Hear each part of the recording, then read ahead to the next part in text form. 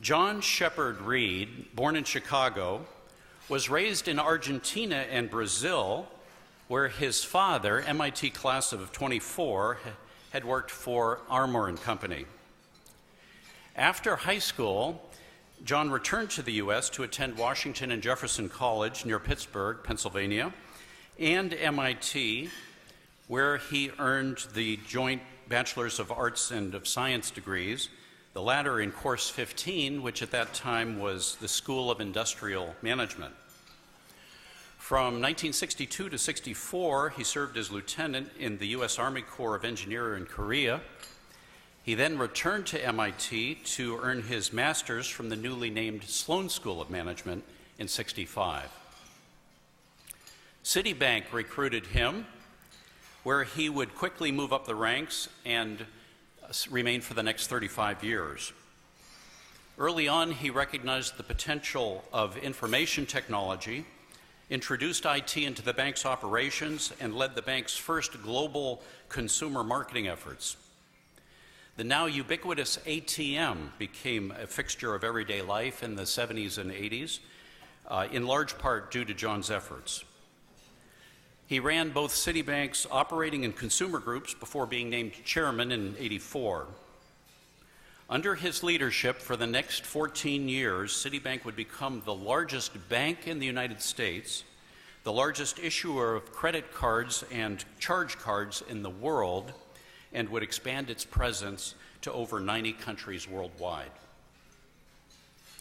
Fluent in Spanish and Portuguese, he capably steered the company during the Latin American debt crisis of the 1980s and through the real estate crisis of the 1990s.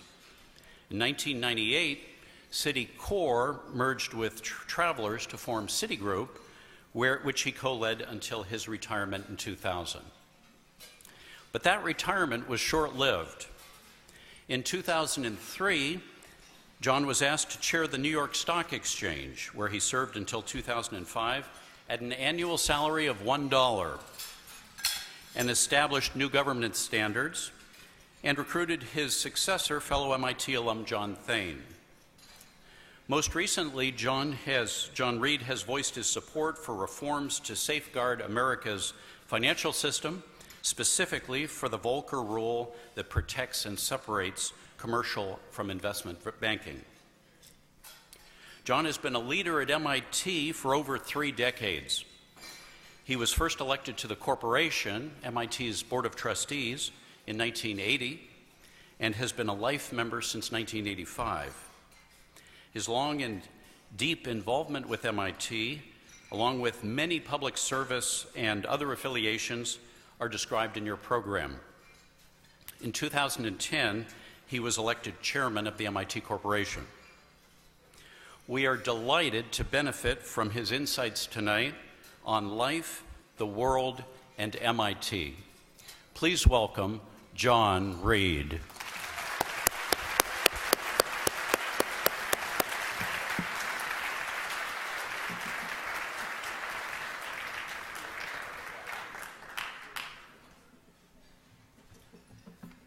Thank you for that. I had forgotten some of those things that I am said to have done.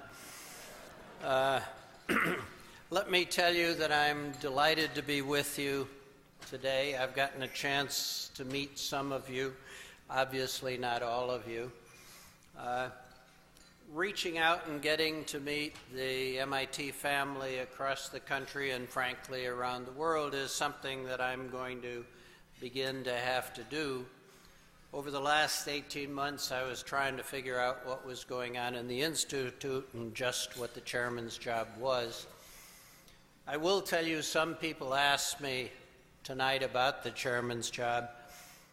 The one thing I'll say is this: when I was first asked if I would do it, and of course I said no, and then they said, well, you really have to think about it. And so I talked to my predecessor, I talked to our general counsel as to what the bylaws said, and I talked to Susan Hochfeld, and I asked each of them, you know, what's this job all about? And since I got 3 different answers, I concluded that there is no job description here.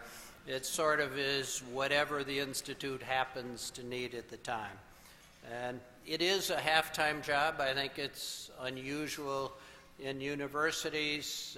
Typically at MIT, or at least not unusually at MIT, we have had the past president as chairman. In fact, I think the job first came into being when they wanted to kick a president upstairs, and they created the job of chairman of the corporation. But the result is that it's a job that is quite intermingled with the administration of MIT. The corporation is a group of 75 people who historically received the charter that is MIT. We're referred to as a body corporate, the name of which is the Massachusetts Institute of Technology. And so the responsibility for fulfilling the charter rests with the corporation. And my job is to make sure that we meet those responsibilities, that we somehow define an interface between the corporation and its responsibilities and the administration and its responsibilities that can work. It's really a management job, and as you might imagine, MIT is a complex enterprise. It is an educational enterprise, but we have a budget of about $2.7 billion. We do about $1.4 billion of research per year, and so there are many narratives that can capture MIT. What I'm going to do tonight is very quickly say a few words about MIT. Then I'm going to shift gears totally, and I'm going to talk a little bit about my sort of perspective on what's going on in the world. And then I'm going to try to stop, and you'll have chances for questions if we can do it reasonably quickly. With regard to MIT, I would say that the educational side of MIT is the one that we most often think of. Most of us in this room were either undergraduates or graduates or both at the Institute. The school is doing well. We continue to get great students. We continue to have great faculty. And I think you'd have to say that the basic mission of the school is being fulfilled quite well. The two problems we have is our buildings are getting old, and the model of how American research universities function is broken. We get about 28% of our costs from tuition. We receive about $20,000 per student, and that's a number that's been flat for the last 15 years.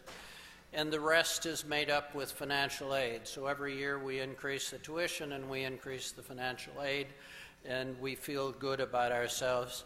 One of the things I've suggested is, why are we doing this since we don't get any net change to the bottom line? There are 10% of the students who pay the full tuition. 90% have some form of financial aid. And as I say, it covers something in the area of 28% of our costs. The research we do, the $1.4 billion, the part of it that's done in Lincoln Lab breaks even. Lincoln Lab is virtually isolated and is fully paid for.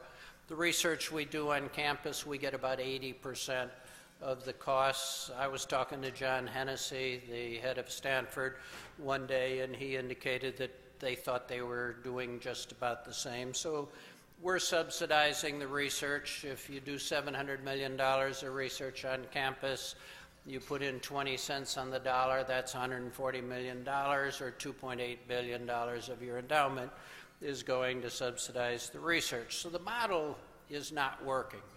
If you're on the corporation, that's a problem, because the corporation has the responsibility. We sort of support, we're a platform that houses the academic activities, and it's the responsibility of the corporation to make sure that the facilities are fine and that the finances are fine. And so we have to worry about the financial model and where do we go from here and how do we deal with it. Obviously, we're not going to make money in tuition, we're not going to make money in research, and the question is, can we earn enough on our endowment? Can we raise enough money to keep the Institute on the path that we all want to be on? The campus is old. The main building's 100 years old. Costs us $1,000 a foot to bring it up to modern conditions. If you wanted to bring the whole campus up, we'd have to spend about $7 billion to bring the whole campus up to fully modern conditions. We're not going to do that. But it's an expensive business. When you build new labs, you build new facilities for what is modern research, it's quite expensive. And so these are things that you worry about. I was asked today, you know, what am I most excited about by MIT? And my answer is I'm excited about everything that's going on. You meet students and so forth and so on. And what's going on is wonderful. You talk to researchers, some of the activities that are going on across the campus in all domains is exciting. But what do I worry about? I worry about how we're going to move into the future. The two big challenges that are opportunities for us, but they're challenges as well. One is globalization. I'm going to say this later, but the last 50 years in the United States have been singular. I don't think they ever existed before, and they're probably not going to exist in the future. We were the only place in the world in which talent wanted to come. So people with the intellect and the interest in science and engineering wanted to come to the United States to pursue these interests. And the American university system benefited immensely from that. 40% of our faculty were born outside of the United States. It's very difficult to believe that 30, 40 years from now that's going to be the same thing, because globalization is creating a situation where some of this talent will stay home. And there are institutions around the world that are coming up that are going to be competitive with us in terms of attracting students and in terms of attracting faculty. MIT needs the best faculty in the world if it's to be what we are and what we have been. And so this idea that there is going to be great pools of talent that will not necessarily want to come and work in Cambridge, Massachusetts, is a challenge to us. And it's something that has motivated us to start activities in Russia, to start activities in Singapore, because there are talent pools there that we can access that we cannot access in Cambridge. And so globalization is both an opportunity for us and a challenge to us. The other thing is something that you all in this room know more about than I do, which is the internet. As you know, we just announced MITx, which is sort of the next vision after the open courseware, where we're experimenting with what online learning might possibly be. None of us have a clue as to where this is going to take us. One of our trustees, Bob Millard, who's on the executive committee with me, says this is the equivalent of the Protestant Revolution or Reformation. You're taking the priests out of the temple, you're translating the Bible, people can read for themselves. You could sign up for online education without having to have 800s on your college boards. We will have to find out how you can live and how you can learn, and what does that do to the campus. My guess is the challenge of the internet is going to improve the campus experience, because we will have to say what is there about residential learning that makes it worthwhile. And that is going to force us to make residential learning better than it is even today. But this is an open road about which we know little. We've gone into it. We have over 65,000 people who have signed up for, I think it's 6001, that is going to be taught in a sort of beta test mode. And people have signed up for the course, and we're going to see just how it develops. There may be people here in this room who are taking this on the internet. But these are future challenges and future opportunities that I think are going to work well for the Institute, because it's going to keep us young and it's going to keep us alive. And it's a wonderful place from that point of view. I don't doubt for a second that the various challenges that we have will be met, and I am absolutely certain that MIT will change its course and be different but always relevant. I don't think there are many people who would believe that engineering and science aren't at the key of some of the great challenges that we're facing both in this country and around the world. Let me stop about MIT here. I would encourage you all to come back and wander around campus, stay in touch, because it is an exciting place. And I think the reason you're here together is because we all share something from that experience. But let me say a word or two about the world as I see it.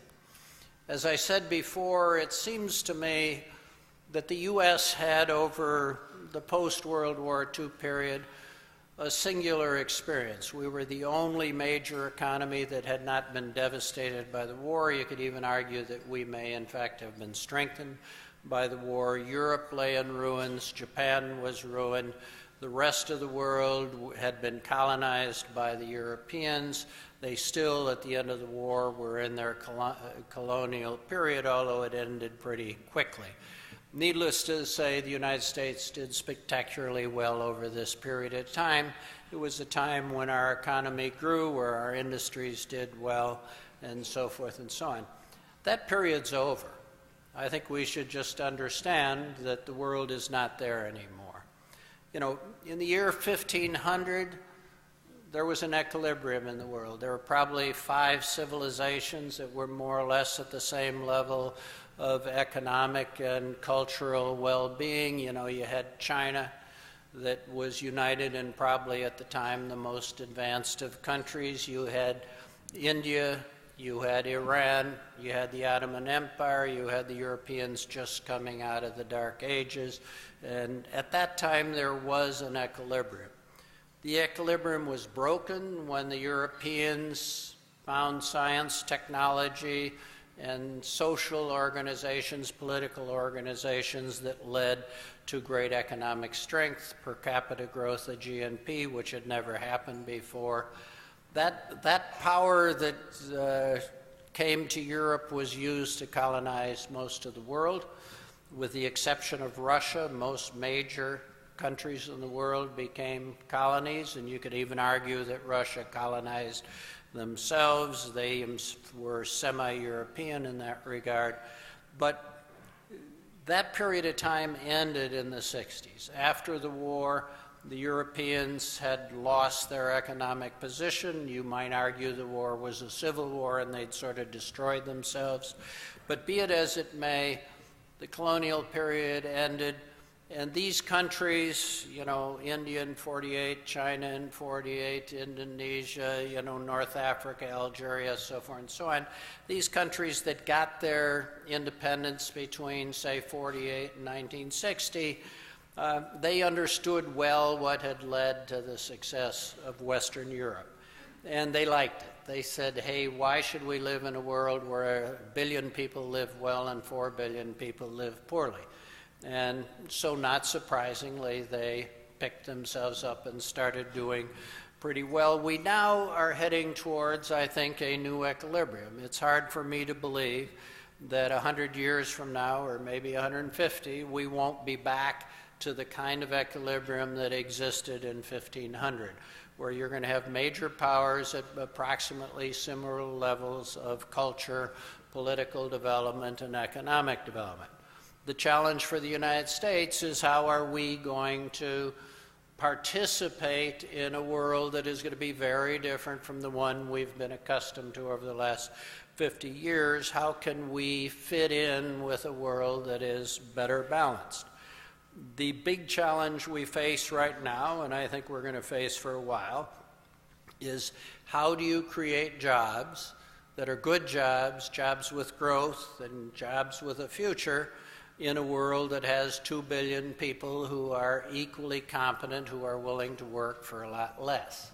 And we feel that pressure, and it's a pressure that we will feel on our educational system. We're going to feel as engineers, because much of the economy that exists today is a technologically based economy.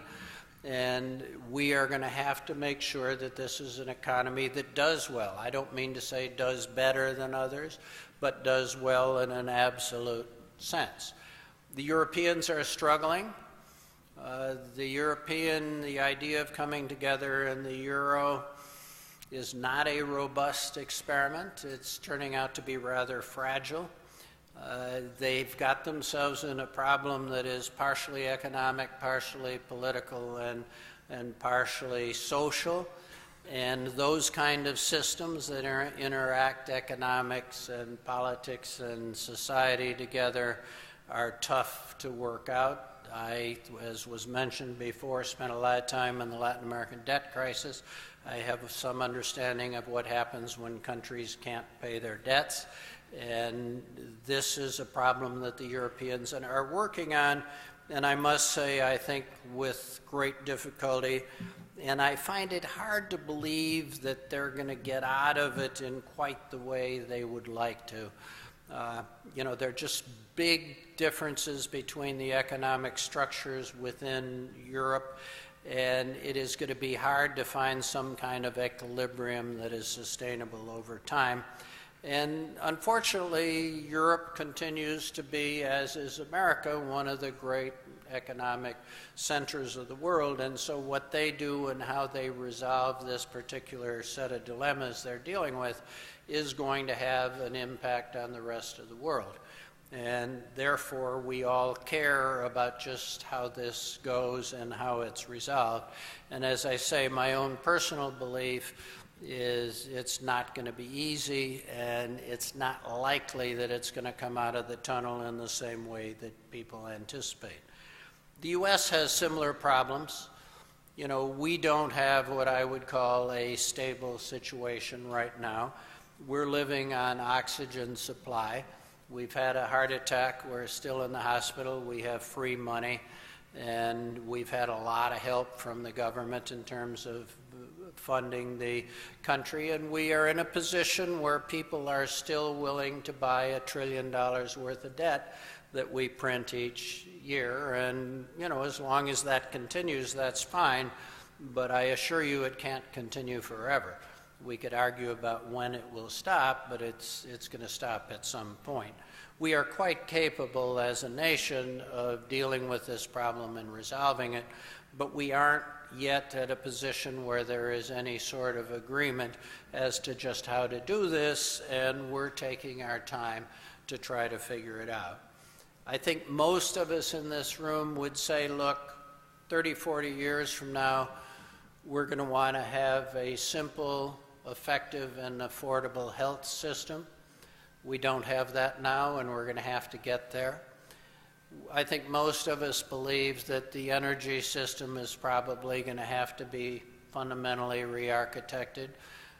That's not making an awful lot of progress. There are challenges about food in the world. There are challenges about water in the world. Fortunately, they aren't hitting here. But these are big challenges, and I think that these are the things that we're going to be trying to cope with. And we do, at some point in time, have to get into financial equilibrium with the rest of the world. We cannot run deficits of the scale and size that we're currently running them. We can for a while.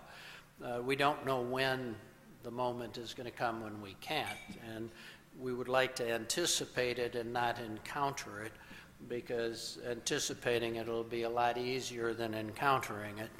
But there's a fundamental problem here that we collectively are going to have to work on. So my sense of it is that the world is going through an adjustment that I think most can understand. We are going to find a new equilibrium. I think that science, engineering, and education in general are core to what's going to be important for this society and probably for other societies. I think MIT and the research universities in America generally, not only MIT, but Stanford and Caltech and Harvard and Princeton and Yale, and you could name them. These are jewels that have been built up in the United States over the last 70 years, say.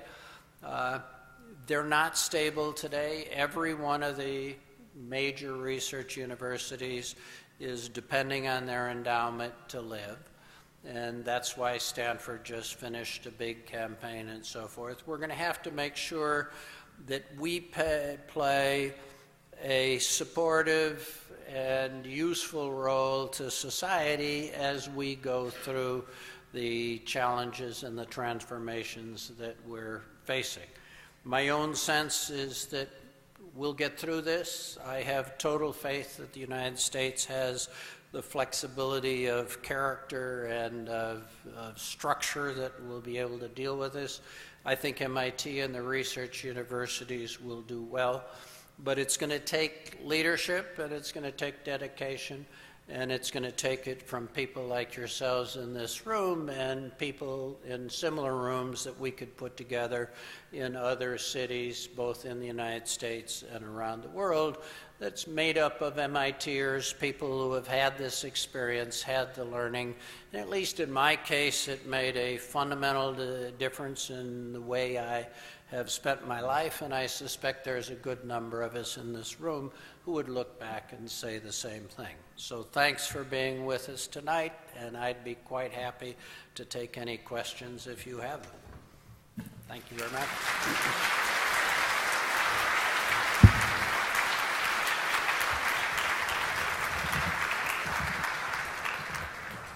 And I would tell you I cannot see a thing, so if anybody is getting up, I will not know it. I think what we're going to try to do is pass cards, and you're absolutely right, John, you can't see a thing standing up here at all. Are there people out there? There are no people. There are no people. Maybe there'll be some cards that come our way. So first of all, we really want to thank you for being here tonight and to see really a premier club putting a premier event together. We're really glad that you could be here to address us with this great talk, but also to see this and see this in action. This is the Northern California MIT Club. It's a terrific club. You should all applaud yourselves. Thank you. You should applaud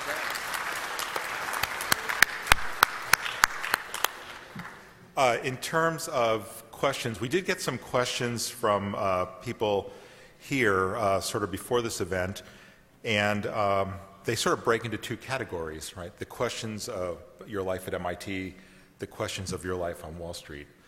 If I could start with sort of combining them both with MIT, you've been the chairman and CEO of Citigroup, you've been the chairman of the New York Stock Exchange, and terrific large organizations, and you've been on many terrific boards like Philip Morris and United Technologies and Monsanto, and boards, in fact, like Sloan Kettering, so you know, a wide variety of things. So MIT is a big corporation also, as you said.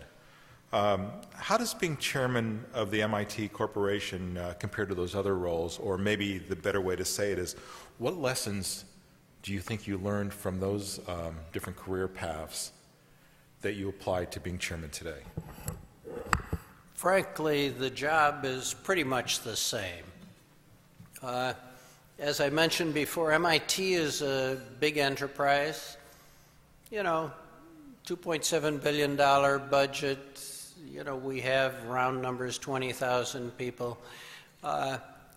It's a big enterprise, and the problems of governance are the same. Now, we host an educational and a research activity. You've got to be sensitive to the nature of educational activities and the nature of research activities, and we obviously aren't in a profit-making business. We're in the business of educating people and creating intellectual capital. And so those are our priorities. You can't look at the financials and decide whether you're doing well or poorly. On the other hand, if you're chairman of the corporation or if you're chairman of the board of a company, you have certain responsibilities to your stockholders, or you have certain responsibilities just to the public at large at MIT that you could delineate. You have to say, number one, are the day-to-day activities being handled properly and well? And you have to say to Susan Hochfeld, gee, Susan, what should we say to the corporation so that they can feel assured that the day-to-day activities are going well? That's the same problem you have in a company. You look at budgets, you look at variance to budgets, market share, customer satisfaction, so forth and so on. We have visiting committees. We look at what's going on in the various departments, how they're doing. Are we able to recruit young faculty? Are we getting the kind of graduate students we want? Are we losing some of them to competitive schools? You know, all of the measures that are indicative of the fact that you're continuing to play a positive role. So it's the same. You're not using dollar and cents and market share, but you're using indicators of that. We have a responsibility to know that we're financially stable. That is the same whether you're in a company and you're worried about your funding and your financials and your liquidity and your capital position, or if you're at MIT and you worry about the same thing. You've got to worry about your physical facilities because you're hosting all these students who live in dorms, all these researchers who want to have laboratories, and the faculty that needs classrooms and offices and so forth. Again, there's an exact parallel. If you're running a company, you got to worry about your plant and your capital goods and, you know, how can you afford the next facility? Do you have the right depreciation schedules, so forth and so on.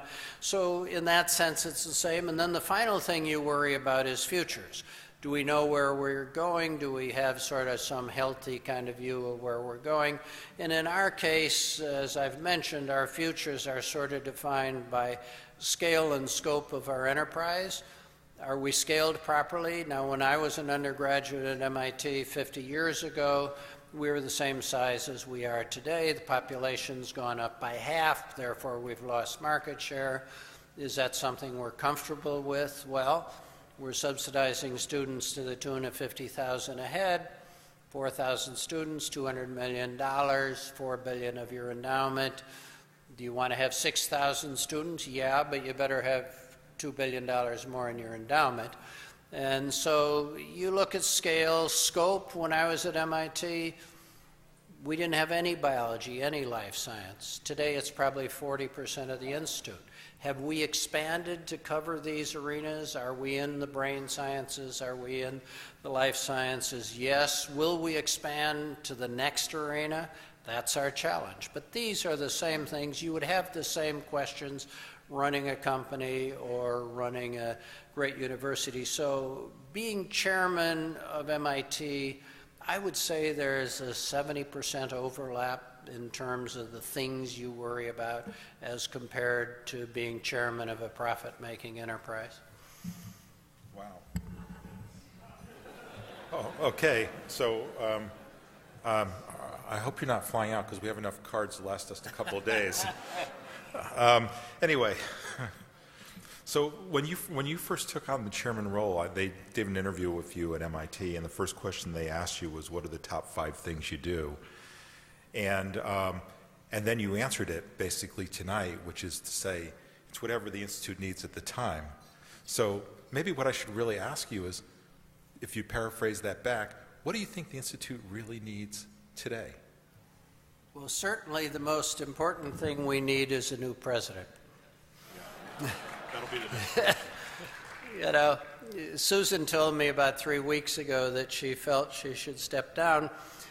She's really correct in the sense that she's gotten a lot done and she's got a full plate, and she really had to step down more or less now or probably 5 to 7 years from now, because we're getting organized to have a campaign. You can't step down in the middle of that. She's got a lot going on, and I think she was correct in her assessment that the timing was sort of now or 5 to 7 years from now, and I think she preferred personally now.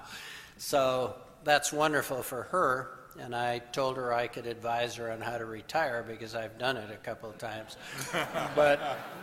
But we have to find a new president. So, you know, tomorrow I'm going to fly back. Thursday at noon, I'm meeting with Jim Champy, who I've asked to chair the search committees. I talked to the dean of the faculty before I left. The faculty is sending some lists. I'm hoping I'll have a search committee in place by the first part of March. I'd like to take it to the corporation meeting on the 3rd of March. And then we would have our first meeting of a search committee probably on Monday the 5th. You know, we're going to have to go through a search, which is going to require we get our minds around what we're looking for, because you try to find the person who's right for the particular situation. And having a campaign about ready to go requires that you get somebody who's going to shape and give voice to that campaign. So it's got to be somebody who can get the faculty to, feed in the right things and then interface with the community at large. My hope is we'll be able to find a president sooner rather than later. But if you said what's number one on the list right now, and needless to say I'm working with the executive committee on this, we're going to have to get a search committee going that is appropriately representative of the community at large, including alumni, and that can get our heads together and see if we find the right person for the next presidency. That's great. And by the way, so Jim Chappie chaired the search committee that brought Susan Hockfield into MIT, so we're in very good hands if he accepts that role. He's been told to accept. Okay. We heard that works, so that's good. So let me ask you a question, since you and Cynthia have family out here, which we hope we'll see a lot of you, by the way. If you had, so I guess this is somewhat of a self-serving question, but if you had a lot more money, what would be your highest priorities for MIT?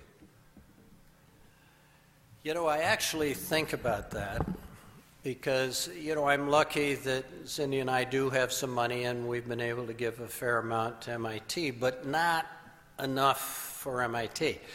I didn't mean you. It's, but, I've often said to myself, gee, if you had really, say $1 billion, just choose a nice round number, I think I would give it to MIT in a way that will allow them to be flexible in its use.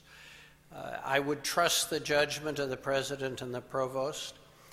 Part of it would be used to support young researchers who need support before they could get sufficient traction to begin to win contracts, and particularly in the School of Science, where pure research is not as favored as it has been historically.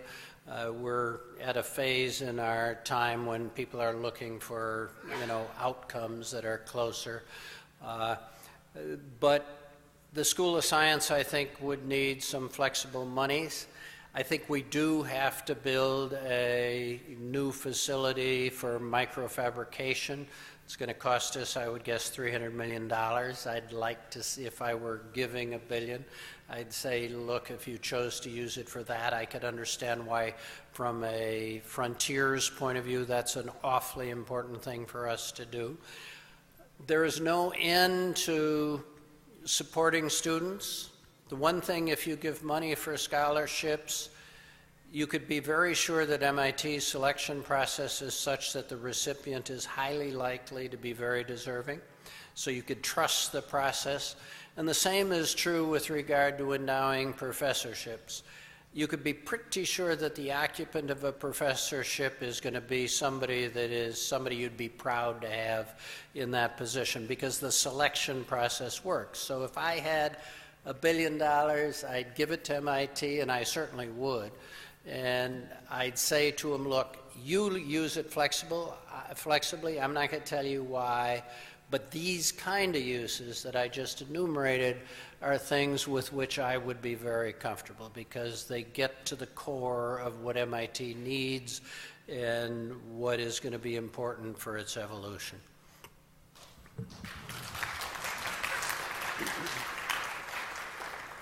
So you started off by talking about globalization and our challenges going forward being different than they were before. And of course, some of our audience questions are about that, how MIT should cooperate with universities in China or other places. So maybe a more general question is to ask you, what do you think MIT should be doing with top universities around the world? What is our strategy in the next few years? First of all, we're not 100% sure. We're experimenting, because we're not quite sure how best to engage around the world. One thing about universities, they tend to be very localized. You know, Princeton's in Princeton, MIT's in Cambridge, et cetera, et cetera. What we're doing now is we're looking for pools of talent. In other words, you could go to Russia and say, look, they have some wonderfully well-trained mathematicians, they may be in the forefront of software, and they certainly know a lot about nuclear energy. Can we create a research platform there that will be some kind of combination of MIT professors who would like to do research with colleagues in Russia, graduate students from Russia who might be able to work on these efforts, and that's what we're trying to do in Skokovo in Russia, see if we could find some themes that capture MIT's interests, but bring talent that we wouldn't necessarily be able to attract to campus in Cambridge. We've done that in Singapore. It seems to have been working. We've been in Singapore for about 5 years. Russia's brand new. We talked to China, we talked to India, we're looking at Brazil. We haven't found the right mixture there, but it will come. It's clearly right now research platforms that attract faculty interest. You know, you can't in a university tell faculty to do things. You have to create a platform that attracts their interest, attracts the interest of the kind of graduate students that you want. And so we're in the research domain. We are clearly open to talk. It does put pressure on the institute. Unlike my life in Citibank, where we were architected to operate globally, I have never seen a more sort of localized sort of culture than the one that exists at MIT. I mean, they really understand little about how one would operate around the world and how different that is.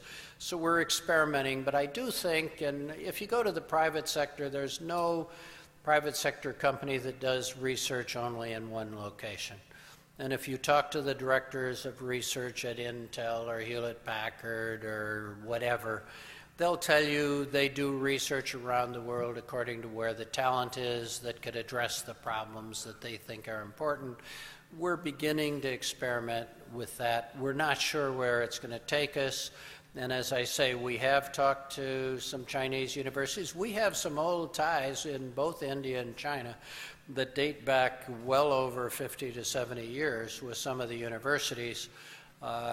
But they have not been modernized, and we aren't there yet.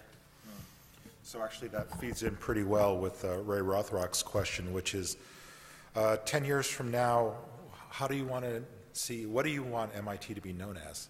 What do you think our positioning should be 10 years from now? I think we should be known for what we are today. The MIT is the only institution I've had anything to do with where you could use the word excellence without being embarrassed. I mean, when MIT says that they strive for excellence in each one of the departments, be it chemistry, be it physics, be it mechanical engineering, what have you, they really mean it. And I think the quality of our education, I think the quality of the faculty, I think it's probably the greatest aggregation of scientific and engineering talent that exists in the world. And that doesn't mean that Stanford doesn't have an equally important one, but in MIT, all we do is science, engineering, and a little architecture. And we were the first school of architecture in America, and I'm told never to forget it. So, Right. That's really great. So maybe on that note, why don't we do a transition here and talk about investment banking in Wall Street. And you did a great interview with Bill Moyers. You know, I don't know how many people saw it. You can applaud. In the interview, you talked about your testimony in 2010 in support of the Volcker Rule. And today you're a publicly strong supporter of strong financial reform. You had a great metaphor, by the way, in that interview where you said that no-doc, low-doc mortgages that led to the mortgage crisis of 2008 was like putting a skull and crossbones on a product and saying that it might be poison, but we're going to put it on the shelves in the supermarkets.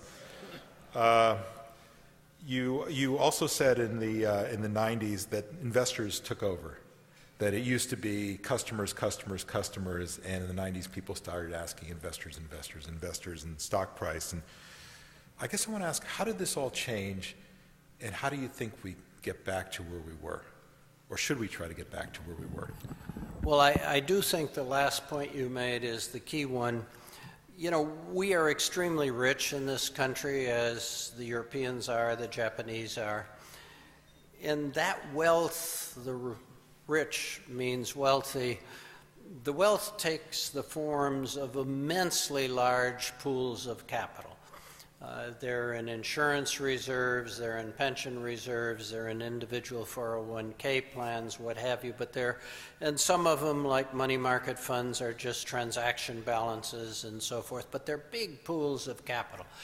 And sometime, probably in the 80s, but it sort of became an avalanche in the 90s, the financial sector shifted from allocating capital to borrowers, which is what economists would tell you capital markets do, to producing product for investors. Now, I would argue that from an economic point of view, that's equally important. I could tell you that from MIT's point of view, how our investment returns on the endowment are over the next 10 years is going to be an awfully important indicator. And that's true of everybody who has a claim on a pool of capital. They care very much what the returns are going to be. So creating product that can enhance those returns is a fundamentally valuable thing. But all of the mathematics of finance, the idea of hedge funds, the idea of private capital, venture capital, all of these are designed to give people with capital superior investment alternatives as compared to simply buying and selling in public markets. And so the industry changed, and I watched it change from being lenders to companies either for capital reasons, most often for working capital reasons, to being people who created product to serve investor needs. There's nothing wrong with that. The trouble is the regulation of the industry wasn't designed for it. The capital structure, the liquidity requirements of the industry weren't designed for it. And as we've all learned, exuberance, I think Mr. Greenspan said irrational exuberance, can take over. And when you're trying to create investment product for investors, you may not have the same care about the quality of that product that you did when you were more focused on the lending side. And so we proved that you could produce some pretty lousy product, and that if it gets concentrated, this idea that, hey, modern mathematics of finance is going to make sure that risks are appropriately distributed. I didn't notice the distribution. It seemed pretty concentrated to me. And it was concentrated on a few balance sheets that became dangerous. So I believe these functions must be preserved. I think we could afford to have some separation in the industry for the same reason that ships have watertight compartments. You don't have to be a genius to figure out how strong the bridge should have been to have avoided its collapse. If you run the numbers, had there been an extra $700 billion worth of capital in the financial sector in Wall Street, we would not have had the meltdown requiring government intervention. So not surprisingly, the regulators are pushing capital requirements up in that direction. And my guess is we're going to have to insist on tougher capital requirements, and we're going to have to insist on some controls of the degree of the concentration of risk, which simply means counterparty limits if you're in the business. And this can be done. The profitability of the industry will suffer. There's no question about it. My guess is the PE of the companies will make up for any loss on return on investment, because if you look at the PEs of the industry, they're pretty low compared to the PEs of the market in general. And So yes, you may have somewhat of a less return on equity, but my guess is you're going to get a better PE because you're going to get a better value for your stockholders. So I don't think the world has ended. Obviously, those people who did very well in the old system are going to fight to try to keep it. But, you know, you have to do what's right for society first and what's for the stockholders second. And I don't doubt for a second that stockholders can earn a good return in the financial business, and they will be able to do so 20 years from now, but it has to be socially safer.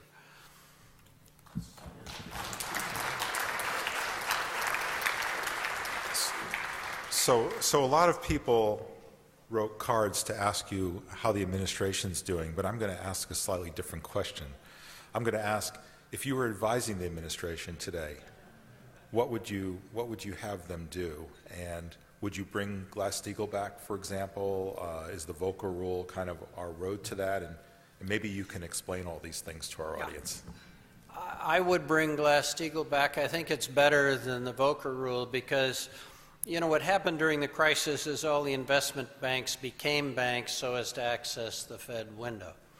So now we have banks that are banks and we have banks that aren't banks. They're just investment banks that became banks for that reason. And the result is the industry is a mix mash. The beauty of Glass-Steagall is it says, hey, if you're a deposit-taking institution that lends money primarily for working capital purposes, you enjoy the benefit of a government guarantee on your deposits, the FDIC, and we're going to sort of force you to stay out of the capital markets. If you want to be Goldman Sachs, you should be an investment house, and you should be able to be in the capital markets, and you shouldn't be restricted by the fact that you have guarantees on some of your funding. Obviously, if you have guarantees on funding, you can leverage yourself further than if you didn't have those guarantees. And so my sense is a split which would allow for a healthy investment banking world and a healthy commercial banking world is a better solution.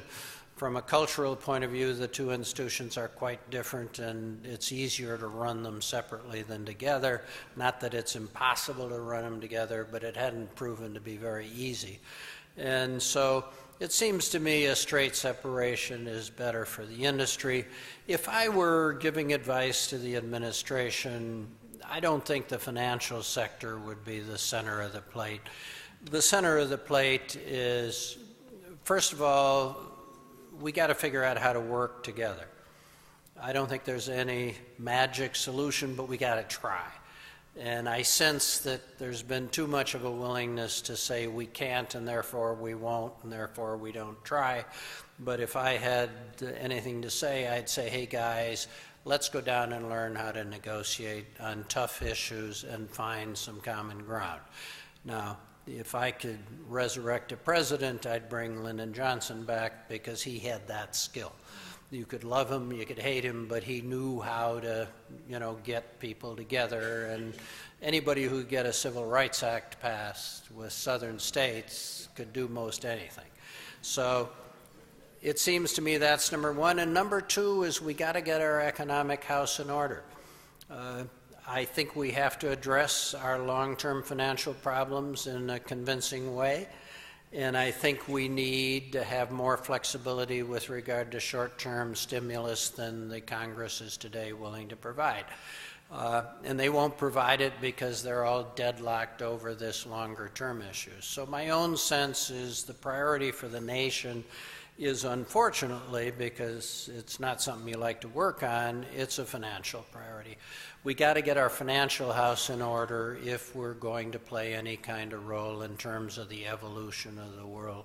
We've lost our voice in world discussions. No one from Europe is asking us to help them with their problems, fortunately, but the point they're not because they don't see us as having the wherewithal to do this, and we got to regain our voice. So maybe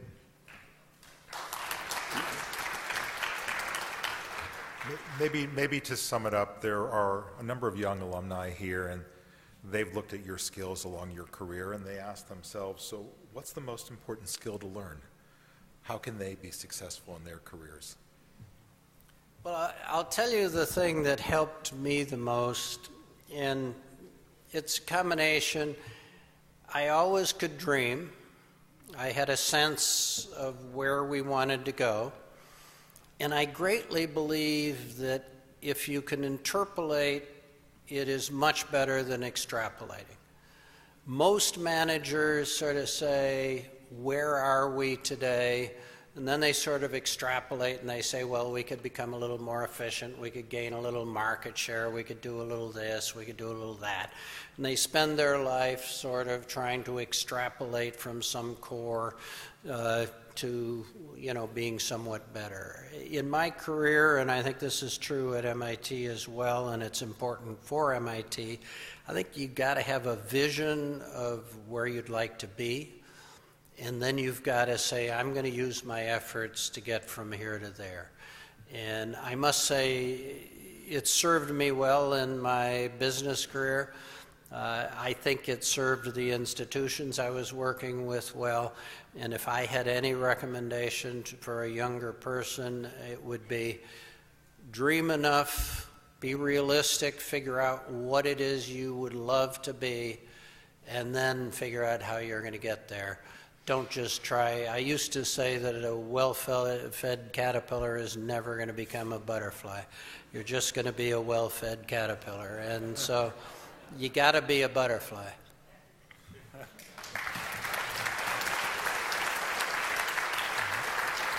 Thank you.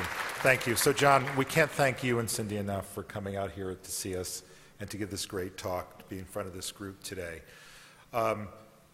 Elizabeth has something to give to you. While she's on her way up, I also, beyond recognizing Elizabeth, who does a phenomenal job for the club, and we should give her another round of applause.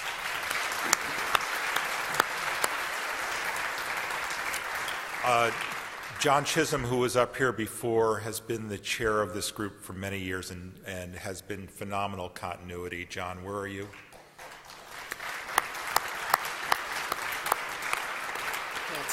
I can't see a thing. And I also, by the way, know I should say that Greg Turner is here, who's the president of the MIT Alumni Association. So, Greg, thank you for coming out to see us. So with that, Elizabeth, please. John, thank you again. Thank you. Take care.